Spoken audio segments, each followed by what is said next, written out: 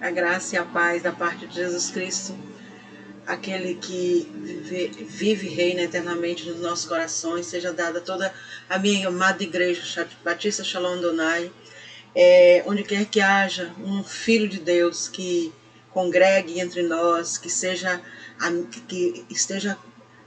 se ponha como amigo de Shalom, que Deus possa estar abençoando, que Deus possa estar renovando a sua graça, a sua grande misericórdia, a sua rica misericórdia na vida de todos os meus irmãos, na vida das suas famílias. Que nós possamos, amados, nesses dias, reafirmar sempre nosso compromisso com o Senhor, nosso compromisso com o Deus das nossas vidas, aquele que sustentou e sustenta cada um dos nossos passos, esse que tem sido nosso provedor, esse que tem sido nosso guardador. Que nós possamos, de forma grandiosa, meus amados, estarmos desfrutando de Deus, mesmo confinados em nossos lares, mesmo com todas as possibilidades de notícias que não acalmam o nosso coração, que nós possamos nos acalmar no Senhor e esperar pacientemente nele, porque ele não desiste de nós, ele não esquece de nós.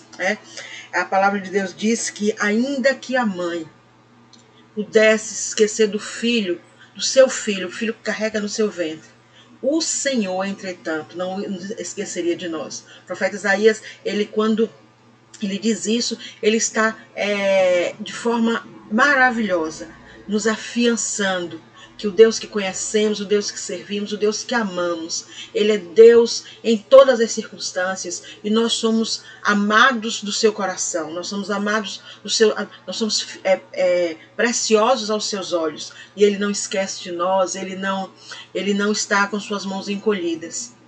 Nós tivemos nessa semana, eu tive 2 momentos muito marcantes. O primeiro foi quando eu fui ali em Lauro de Freitas, e chegando lá eu soube que a irmã Léa estava aqui na Vila Laura. E aí nos falamos, Aí ela me disse que recebeu notícias que o nosso santuário, que as coisas estavam mofadas, que os bancos estavam todos branquinhos de umidade. E aí ela veio para poder sanar essa problemática. E eu fiquei pensando no Senhor. Deus, quando é que nós estaremos no nosso cantinho outra vez? Quando é que a tua igreja, Senhor, estará fisicamente reunida ali naquele lugar onde nós vivemos a nossa koinonia, onde nós estabelecemos parâmetros de convivência como filhos teus? E o meu coração foi acalmado, porque o Senhor, ele está preparando um momento especial, um momento um momento único, para que nós possamos estar juntos outra vez ali naquele lugar, louvando, adorando, nos confraternizando e declarando nosso amor pelo Senhor. O outro momento que nós vimos essa semana foi com o falecimento da irmã Luzinete. A irmã Luzinete é a mãe da irmã Mércia. Mércia é uma amiga de Mira, ela sempre está conosco em Shalom Adonai. E ela, de forma abrupta, estava em casa e passou mal, e ali mesmo faleceu na quinta-feira. Então, que nós estreitemos dediquemos os nossos corações a orar pela vida de Mércia, pela vida de seus filhinhos, Vinícius e Arthur, que perderam sua vovozinha, pela vida de Luna, a netinha da irmã Luzinete, filha da outra irmã de Mércia, Mary, que nós possamos estar orando por essa família. Foi um momento de muita dor, mas eu sei que o Senhor, ele tem o bálsamo do consolo, o consolo do Espírito Santo de Deus, está à disposição daqueles que temem e tremem ao Senhor. E a nossa alegria é saber que neste momento a irmã Luzinete, ela está com o Senhor, ela está caminhando nas Campinas Celestes, e apesar do vazio que fica no nosso coração aqui, é reconfortante saber que lá onde ela está não há mais dor, não há mais choro, não há mais medo de Covid, não há mais nada. Ela está adorando e bendizendo o nome do Senhor. Vamos orar por essa família em nome de Jesus. E, irmãos, o Deus é Deus de todas as horas. Deus é Deus de todos os momentos. Nós vamos orar ao Senhor, pedindo a Ele que nos dê sabedoria nesse nosso momento de escola bíblica dominical. Nesse momento em que nós vamos nos dedicar ao estudo da palavra de Deus, aprendendo um pouquinho mais do Senhor, E que nós possamos estar com os nossos corações, nossos ouvidos abertos, nosso coração disposto a ouvir do Senhor, e ouvindo dele, possamos aprender com diligência e aprendendo, possamos colocar em prática, né? Não pensemos, irmãos, que esses dias que estamos em casa, que a nossa luta terminou, que a nossa batalha está acabada. Não, ela continua sendo travada. Nós precisamos estar orando, né, nos grupos de oração que a igreja tem mantido. Nós precisamos estar estudando a palavra. Nós precisamos estar vendo programas que edificam a nossa alma, o nosso espírito, que traz reconforto, que alegra o nosso coração, que nos lembra do nosso Deus, que traz a nossa memória, que pode nos dar esperança, né? Então vamos orar ao Senhor. Pai Celeste, nós te louvamos, exaltamos o teu nome e bendizemos a ti, Senhor, porque tu és Deus, tu és o nosso Deus. E nós reconhecemos, ó Deus, que não há outro além de ti, para onde devemos correr, para onde devemos, Senhor, colocar os nossos olhos, onde devemos renovar as nossas esperanças. É em ti, Senhor, que nós devemos estar fazendo todas essas coisas. Nós queremos te rogar que nesse momento de estudo, ó Pai, tu venhas falar aos nossos corações, venha nos ensinar, meu Senhor. Tem misericórdia da minha vida, Senhor. Tem misericórdia da vida dos teus filhos. Nós abençoamos, ó Deus, cada membro de Shalom Adonai, cada membro da tua igreja santa nesta terra, Senhor. Que tu possas, de forma especial, meu Senhor, abençoar a vida dos nossos pastores, o pastor José Rizzo, o pastor Fidelis, o pastor Orlando, nosso vocacionado pastor Weldo, nosso vocacionado Rogério Santos, que tu possas estar abençoando a vida do irmão Antônio, Senhor, que completou mais um ano de vida nesta semana. Ó Deus, abençoa a vida dos teus filhos, faze-os cada vez mais cientes, crentes, ó Deus, que tu és o nosso Deus e que não nos abandona em momento algum. Eu quero também te colocar, Senhor, a vida do nosso superintendente da EBD, o irmão Antoniel, a sua família. Ó Deus, abençoa o teu filho. Ó Deus, dilata a sua paciência, Deus, que ele possa estar disposto a caminhar mais milhas para que nós possamos continuar, Senhor, colocando a escola bíblica dominical em dia com os nossos irmãos, e que ele, ó Deus, com seu conhecimento técnico, com seus instrumentos tecnológicos, ó Deus, ele possa continuar facilitando, ó Deus, essa nossa comunicação.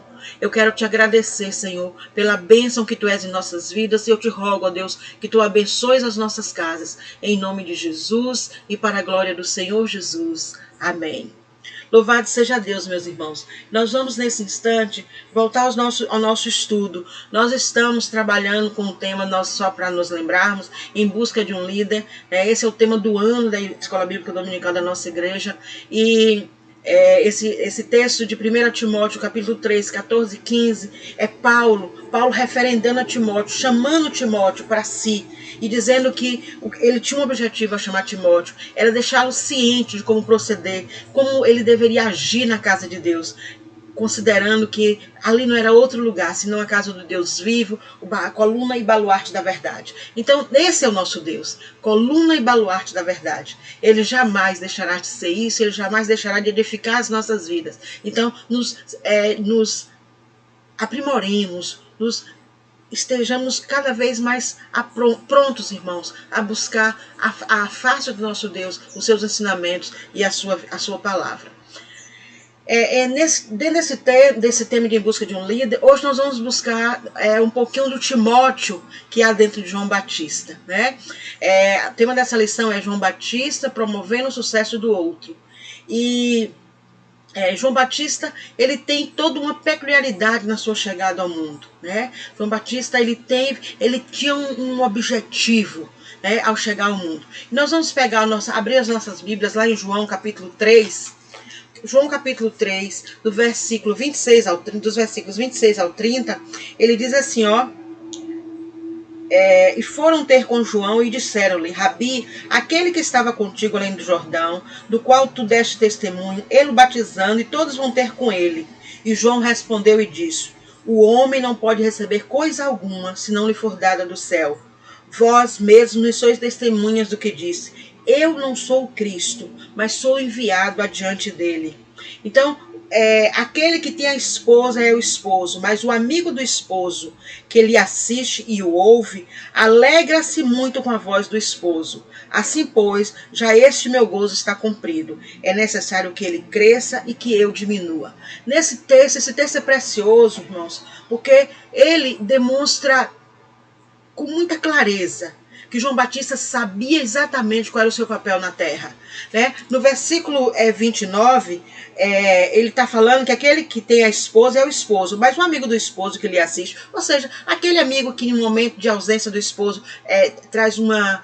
atende a uma necessidade, ele não se torna esposo por isso. Ele não se torna o proprietário daquela casa, daquela família. Ele é apenas o ajudador, o amigo do esposo. E aí ele continua, alegra-se, mas que lhe assiste, mas ela alegra-se muito mesmo com a voz do esposo. Então não tem como João Batista se arvorar a ser Jesus Cristo. E aí ele é contundente, quando ele diz no versículo 28, eu não sou o Cristo, mas sou enviado adiante dele. E no 30, ele vai e reforça, é necessário que ele cresça e que eu diminua. Então, João Batista sabia exatamente qual era a função que ele tinha na terra. E ele não estava de forma nenhuma incomodado com isso. Pelo contrário, nós vamos ver durante toda essa lição que há lições de João Batista sempre sinalizando que era importante que Jesus Cristo se revelasse e que ele cumprisse o seu ministério. E que em nenhum momento João Batista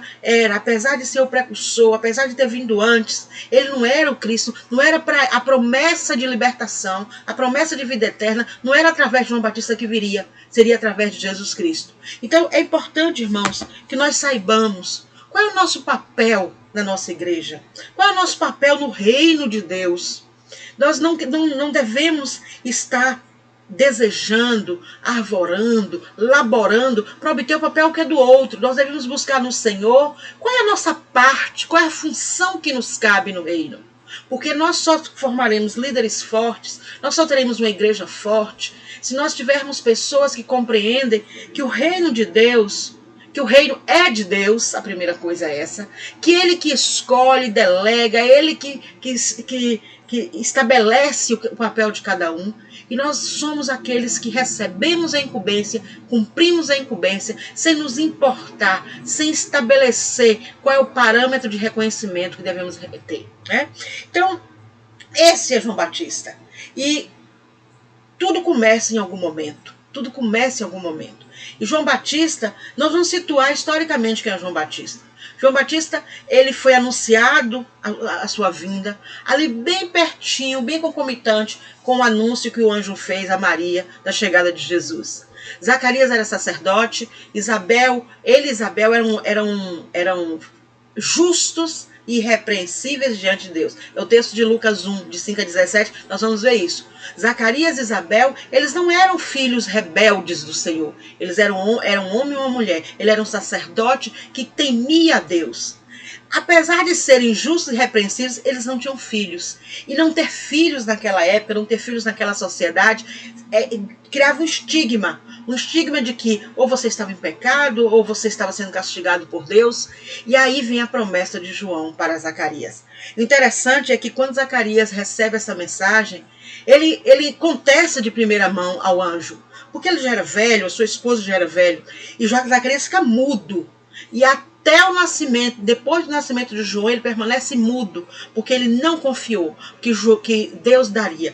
Que Deus daria um filho e que ele teria uma missão, né? A missão de João foi revelada ali para Zacarias, né? João, o nome de João significa o Senhor mostrou o privilégio. O Senhor Jeová, ele demonstrou graça para aquela família, demonstrou graça para o mundo, quando ele permitiu que João viesse com a nobre missão de preconizar, de anunciar que o Messias viria e que ele viria com a missão de trazer vida e vida e abundância. Então, o trabalho de João Batista, se nós pegarmos lá Lucas capítulo 1, a partir do versículo 5, nós vamos ver o versículo 5, certo sacerdote chamado Zacarias, e cuja mulher era das filhas de Arão, e seu nome era Isabel, e eram ambos justos perante Deus, andando sem repreensão em todos os mandamentos e preceitos do Senhor. E não tinham filhos, porque Isabel era estéril, e ambos eram avançados em idade. E aí continua, aí o anjo, lá no versículo 13, ele vai dizer assim a Zacarias: Zacarias, não temas, porque a sua oração foi ouvida, e Isabel, tua mulher, te dará à luz um filho, e será chamado o seu nome João. porque o Senhor mostrou privilégio, mostrou graça para a sua família, Zacarias.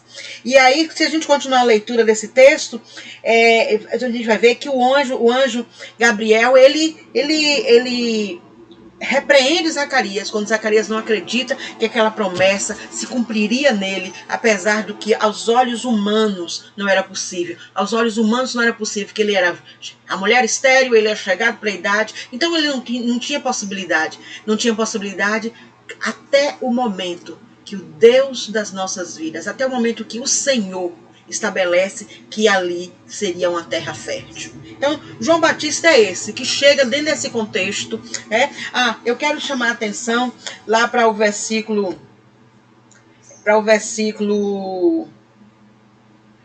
Deixa eu ver aqui, irmãos.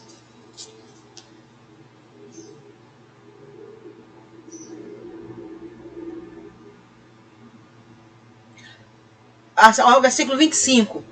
Assim me fez, Isabel dizendo, assim me fez o Senhor nos dias em que atentou em mim para destruir o meu opróbrio entre os homens. E no 6º mês foi o anjo Gabriel enviado a Deus. Então, após esse anúncio de João Batista, a chegada de João, o anjo Gabriel vai anunciar a Maria a chegada do Redentor. Então, nós somos privilegiados, meus irmãos, porque nós queremos em um Deus que pensa em todas as possibilidades, para que nós possamos estar sendo atendidos nas nossas necessidades, de estar nos aproximarmos do Senhor.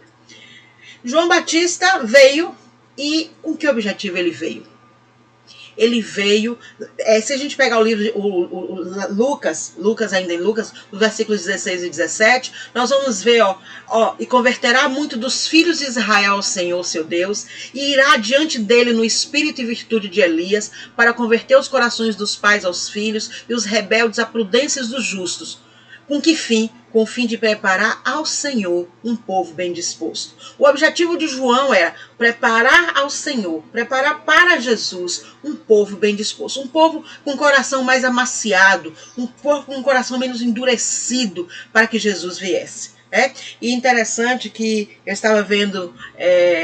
no início do versículo 17, eles irá diante dele no espírito e virtude de Elias. Se nós pegarmos um pouquinho a história de Elias, nós vamos ver algumas semelhanças com o momento em que João Batista chega e o momento que ele vai estar pregando lá na Galileia. Lá, Elias, ele profetizou no reinado do rei Acabe, e lá no reinado do rei Acabe, que ele era rei de Israel, nós tínhamos Jezabel, que vivia uma relação complicada dentro do reinado, uma relação com falta de moral, com absoluta falta de temor a Deus. E Jezabel também não aceitava a atitude de Elias, a ousadia de Elias de pregar contra essas coisas. Aí nós vamos ver João Batista. João Batista, quando ele está pregando na Galileia, ele está no reinado do tetrarca Herodes. Herodes, e lá nós tínhamos Herodias. Herodias, que era a mulher do irmão de Herodes, que vivia numa situação pecaminosa com Herodes, e João Batista se levanta com ousadia para falar contra isso, porque isso era contrário àquilo que Deus preconizava, aquilo que Deus tinha como moral, como agradável aos seus olhos. Então nós vemos aí o espírito de ousadia de Elias também se manifestando em João, para que ele se interpusesse contra aquela situação desagradável como eu digo assim, era grave aos olhos do Senhor, que deixava o Senhor zangado, que não tinha a aprovação de Deus para estar se estabelecendo. Então nós vemos questões morais e espirituais muito assemelhadas entre Elias, o ministério de Elias e o ministério de João Batista. Meus irmãos, da vida de João Batista, quando nós não podemos esquecer que nós estamos trabalhando com a perspectiva da busca de um líder. Nós vemos que eu tirei algumas lições, pelo menos 3 lições da vida de João Batista, do momento do ministério dele na terra até Jesus começar o seu próprio ministério. Eu tirei algumas lições que eu gostaria que nós refletíssemos aqui. Há pouco mais de 2 semanas, no nosso estudo doutrinário, o pastor José Reis abordou algumas questões sobre a vivência de João Batista, o início do ministério de Jesus e como houve uma harmonia nesse processo, porque foi assim que o Senhor estabeleceu. Foi assim que o Senhor estabeleceu. O texto de Lucas 4:6, a parte finalzinha, ele vai dizer que João Batista veio: preparai o caminho do Senhor e endireitai as suas veredas. Para que o povo... Então, João Batista estava endireitando as veredas do povo para que, dentro dessa preparação da chegada do Senhor. A primeira lição que eu gostaria que nós analisássemos um pouco está exatamente se a gente pegar o texto de João, capítulo 1, versículos 36 e 37, 2 dos discípulos de João, vendo Jesus passar, ele estava em companhia, e aí os 2 discípulos eles seguem a Jesus, porque o João declara: eis aí o Cordeiro de Deus. Então os discípulos, ouvindo isso, eles seguem a Jesus. Aí pode parecer, surgiu uma interrogação para nós: e João Batista? Os discípulos estavam na companhia de João Batista, Jesus passou, eles foram atrás de Jesus. E como fica João Batista nisso? A primeira lição é a lição de fidelidade de João. João Batista ele não usou seu ministério para se promover. O tempo inteiro João Batista ele estava sinalizando que ele não era o Cristo, que ele estava preparando o caminho para que o Cristo viesse. Então ele não usou seu ministério para se promover. Então não havia em João nenhum sentimento de que foi deixado para trás quando seus discípulos seguiram a Jesus. Porque ele não tinha intenção de ter seguidores. Ele tinha a plena convicção de que o seu papel era contribuir para que o ministério de Jesus fosse profícuo, para que o ministério de Jesus se estabelecesse.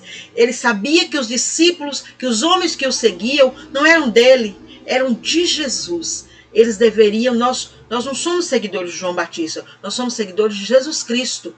Mas entendemos a importância de João Batista para que o ministério de Jesus ele estivesse se estabelecendo. Então, essa primeira lição é a lição de fidelidade.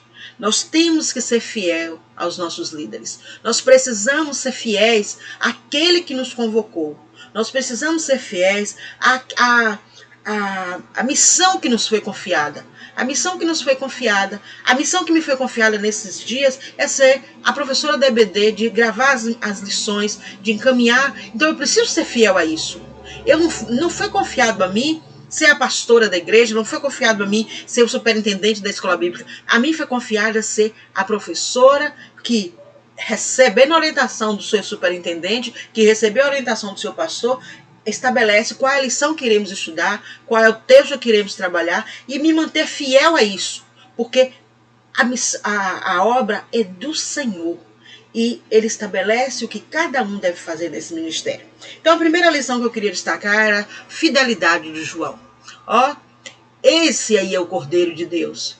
E os discípulos que estavam com João, ao ouvir isso, seguiram a Jesus, porque nós seguimos a Jesus.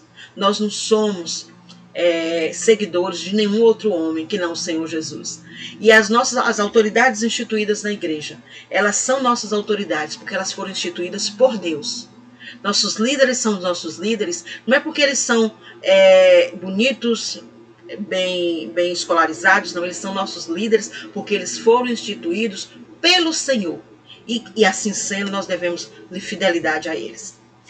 Aí a segunda lição que eu gostaria que nós destacássemos, exatamente está tendo essa perspectiva de que não existe eu no reino do Senhor, existe nós. O nós é mais importante do que o eu. Você participar do reino, cooperar do reino com o reino, ela não cabe o que eu acho, o que eu quero receber, o que é meu. O que é nosso, porque o reino de Deus ele é nosso, ele foi nos dado para que nós pudéssemos ter vida e vida em abundância, para que nós pudéssemos ser alvo do seu amor, Então Lucas 3,17, vamos ver lá, Lucas capítulo 3, versículo 17, diz assim, ele tem a pá na sua mão e limpará a sua eira e ajuntará trigo no seu celeiro, mas queimará a palha com fogo que nunca se apaga. Não, esse é o nosso Senhor.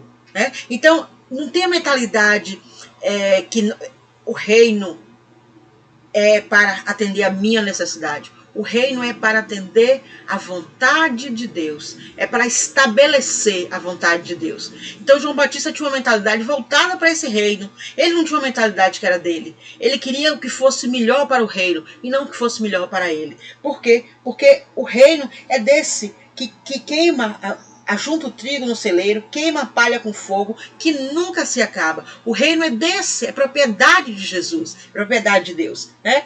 E não adianta, irmãos, não adianta nós lutarmos contra aquilo que Deus quer, porque a vontade de Deus ela se estabelecerá. Então a segunda mensagem, a segunda lição que eu gostaria que nós tivéssemos em mente é termos a visão do reino. O reino, ele não existe em função de atender à necessidade particular do homem. O reino é de Deus e ele está posto para atender os propósitos de Deus. E nós estamos laborando nesse reino, não é porque nós somos melhores, nem porque somos mais esclarecidos, não, é porque nós dependemos do dono do reino e recebemos dele a incumbência, a obra que ele nos dá. Lembra lá quando Jesus estava se despedindo dos discípulos? Nós vimos isso quando nós vimos a lição, se não me engano, a 4. Jesus entrega aos discípulos, antes de ele subir e ascender. Ele entrega aos discípulos o reino que ele veio implantar na terra. E essa responsabilidade é nossa, que somos filhos de Deus, que herdamos pela morte de Jesus, que herdamos esse privilégio de sermos filhos de Deus para que esse reino, para o estabelecimento desse reino na terra. Então, louvado seja o nome do Senhor, porque nós precisamos nos lembrar que o reino ele é de Deus e que, por mais que laboremos nele, ele não é para atender a nossa vontade particular, ele é para atender aquilo que Deus estabelece para o mundo. E a última lição que eu gostaria de chamar a atenção é a questão da cooperação em espírito. Isso se chama cooperação em espírito quando você cede o seu espaço para que outro possa fazer de forma melhor aquilo que você está fazendo. Foi isso que o João fez. João estava no ministério e quando Jesus chegou, João se retraiu para que a boa nova do evangelho fosse anunciada por aquele que naquele momento Deus tinha delegado para fazer. Irmãos, não é fácil muitas vezes nós cedermos o espaço que consideramos nosso, mas precisamos ter essa visão de cooperação em espírito para que o reino possa se estabelecer, né? Porque não importa, irmãos, outra coisa que não seja que as boas novas sejam anunciadas com fidelidade. Não importa outra coisa a não ser que Jesus cresça.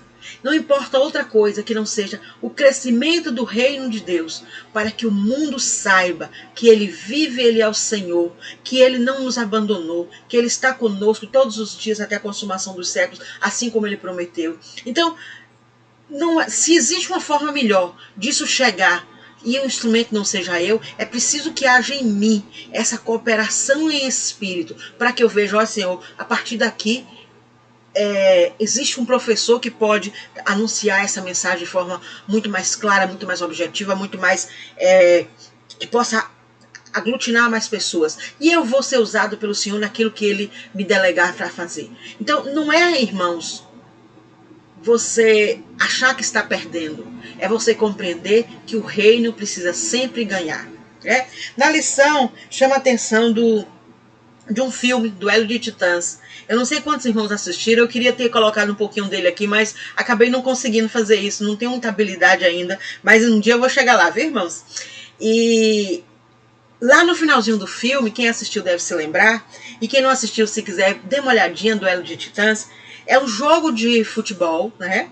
E que a estrela do time, ela está no banco por uma questão disciplinar. E o reserva está em campo.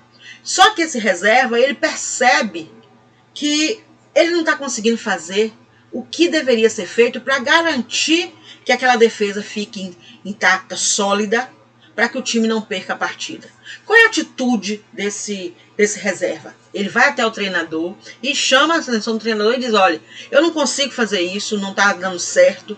Chama o líder, chama o titular, bota ele na partida, porque ele vai conseguir fazer o que eu não estou conseguindo. Ele vai conseguir pensar. Então ele pensou naquela hora no time, não pensou nele, ele pensou na equipe. E aí o treinador vai e, atendendo a essa demanda, coloca o jogador titular em campo, e esse jogador vai lá e realmente ele fecha as brechas e o time acaba sendo vitorioso.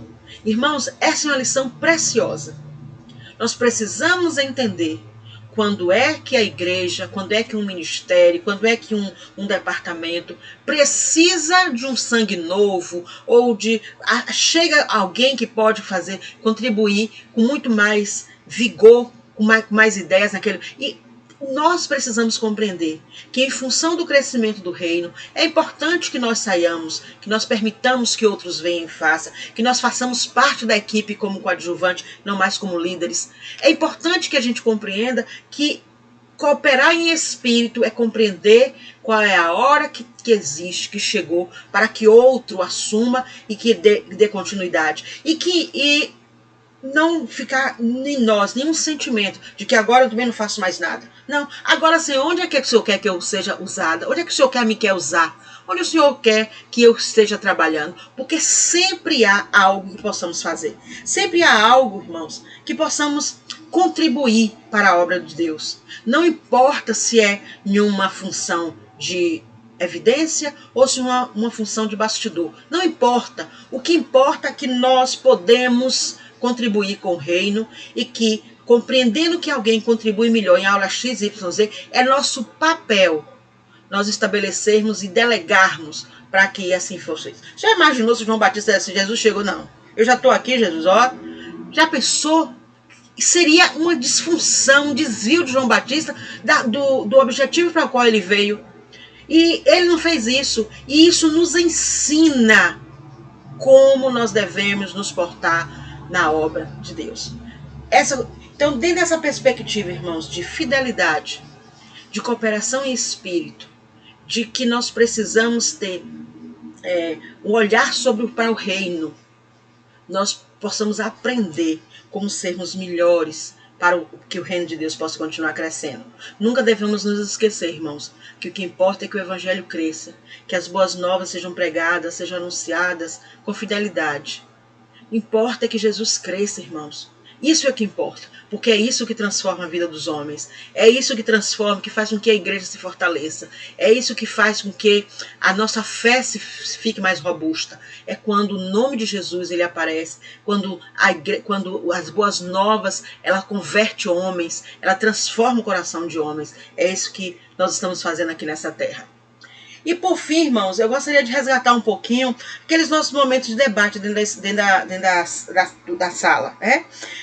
A riqueza para mim dessas lições passa muito por essas reflexões, porque ela provoca em você, ela provoca no meu coração nós checarmos quem nós somos. E checando quem nós somos e sendo honestos com o Senhor, nós podemos submeter as nossas fragilidades, nossas fraquezas, para que o Senhor atue e transforme-a. Transforme essas fragilidades, transforme essas fraquezas em possibilidades de nós sermos usados grandemente para que o nome do Senhor seja engrandecido. A primeira reflexão e essa primeira reflexão, irmãos, eu gostaria de chamar a atenção que nós pensássemos nela não apenas no âmbito da igreja, que nós pensássemos nela também nossa vida secular, porque nós somos esse todo, nós somos essa igreja, nós somos essa pessoa que atua no mundo. Você se alegra ou sente inveja quando outros são promovidos? Irmãos, isso é uma questão muito séria, porque se você se alegra, significa que você compreende exatamente qual é o seu papel, que aquela promoção não era sua, era do outro, que a sua chegará, se é que não já chegou, que você não precisa sentir inveja do que o outro tem, porque o que é seu, o Senhor garante que chegue até você. Então, que nós possamos pensar sobre isso. A promoção chegou, seja ela em que esfera for. Se não for sua, se alegre com quem recebeu a promoção, porque aquilo que é seu, o Senhor garante que chega até você. A segunda, então é bom a gente estar fazendo essas reflexões, né? A segunda, você está disposta a trabalhar nos bastidores para cooperar com seu pastor, sua equipe, mesmo que você não receba o crédito? Tem muito a ver com o que a gente viu nesse instante, com a visão do reino, com a cooperação em espírito. Nós estamos dispostos a não sermos as estrelas e estarmos só no entorno, mas colaborando. Nós precisamos compreender que a igreja ela não pode viver só de estrela. Aliás, em nenhuma esfera da vida. Não é todo mundo que pode ser pastor, não é todo mundo que pode ser professor, não é todo mundo que pode ser o auxiliar que faz a limpeza da igreja, mas nós podemos cooperar para que todas essas funções e todas as demais, a música, a beneficência, nós podemos cooperar para que isso seja bem feito, para que o irmão não esteja sobrecarregado, para que não haja enfado. Na próxima lição nós vamos trabalhar um pouquinho com Moisés, e tem um dos aspectos que Jétro, que é o sogro de Moisés, chama a atenção, é essa centralização. Você fazendo tudo sozinho, você não aguenta. Então o Senhor Deus colocou uma igreja múltipla, uma igreja com pessoas com talentos diversos, para que nós pudéssemos nos apoiar uns aos outros. Não importa se nos bastidores ou se na linha de frente, mas nós precisamos nos apoiar, cooperar para que a equipe, para que a igreja vá bem. E a terceira questão é: você estaria disposto a servir de maneira diferente da que você serve agora, se isso ajudasse a sua igreja a ser mais eficaz? Se você percebesse que onde você está, você não está produzindo tudo que precisa ser produzido e tiver alguém que possa fazer isso, você está disposto a recuar para que o outro possa produzir? Porque pensando nessa produtividade da igreja, nessa eficácia da ação da igreja para o mundo, irmãos, nós não podemos nos esquecer que o mundo espera da igreja uma ação que demonstre que nós servimos a um Deus que não está morto, que está vivo, atuante e que está ao nosso lado, que mora, que habita, que tem um espírito que habita em nós e que esse espírito ele transforma, inclusive ele nos convence do pecado, da justiça e do juízo. Reflitamos todos nós e façamos o exercício de pedir ao Senhor que transforme aquilo que nós não estamos conseguindo trabalhar bem no âmbito da igreja. Transforme em nós, para que nós possamos ser perfeitos cooperadores, colaboradores da construção do reino de Deus nessa terra. Louvado seja o nome do Senhor, irmãos. Eu agradeço ao Senhor o privilégio de estar ministrando essas aulas. Eu tenho aprendido muito no Senhor e creio mesmo que Deus quer fazer um rebuliço na igreja. Deus quer fazer uma transformação na igreja, a começar em mim, a começar em você. Que nós permitamos que Deus faça isso em nome de Jesus. Na próxima aula, irmãos, nós vamos estar trabalhando com a lição número 7, a parte 1, dessa lição. Nós tivemos a 6, a lição 7. Essa lição nós vamos trabalhar em duas etapas e nós vamos trabalhar com Moisés. Nós vamos trilhar pela personalidade de Moisés para buscar o Timóteo que tem dentro de Moisés. E onde Moisés identificou Timóteos para ajudá-lo na sua missão. Nós estamos recomendando o estudo de 2 textos. Dá uma lida. Êxodo 17, de 9 a 13 e Números 11. Para que na próxima semana, ao estarmos aqui batendo nesse bate-papo, Deus possa estar ministrando ao nosso coração, nos ensinando um pouco mais daquilo que Ele quer que nós venhamos a aprender e a saber, em nome de Jesus. Eu louvo ao Senhor, irmãos, pela vida de cada um dos meus irmãos.